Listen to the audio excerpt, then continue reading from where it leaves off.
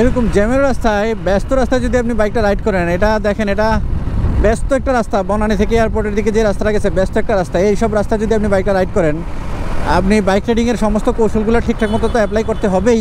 পাশাপাশি আপনি বাইকের যে রাইডিংয়ের যে নিয়মগুলো, এই নিয়মগুলোও কিন্তু আপনার সঠিকভাবে অ্যাপ্লাই করতে হবে। আপনি এই যে লুকিং গ্লাস ঠিকঠাক মতো ফলো করে বাইকটা রাইড করতে হবে, সঠিক নিয়মে আপনাকে ওভারটেক করতে হবে, আপনাকে ইঞ্জিন ব্রেক সম্পর্কে ভালো ধারণা থাকতে হবে, কাউন্টার স্টিয়ারিং সম্পর্কে আপনাকে ভালো ধারণা থাকতে হবে। আপনি যদি এইসব সম্পর্কে ভালো ধারণা না নিয়ে এইসব রাস্তায় বাইক রাইড করেন, তাহলে কিন্তু আপনি দুর্ঘটনার সম্মুখীন হবেন। আর যখন এইসব রাস্তায় বাইক রাইড করতে আসবেন, তখন আর কি নিজের মধ্যে ভয় রাখা যাবে না। আপনার মধ্যে যদি আপনি ভয় রাখেন, বাইক রাইডিংয়ের ভয়টা আপনার মধ্যে থাকে, শুরুতে আপনি বাইক রাইডিংয়ের ভীতিটা আপনি দূর করে নেবেন। আপনি যদি বাইক রাইডিংয়ের ভীতিটা দূর না করতে পারেন, তাহলে কিন্তু আপনি রাস্তায় উঠলে আপনি একটা ভীতির মধ্যে থাকবেন সবসময়, যার ফলে আপনি অ্যাক্সিডেন্টের শিকার হতে পারেন। কারণগুলোও আপনাকে সঠিকভাবে অ্যাপ্লাই করে বাইকটা রাইড করতে হবে।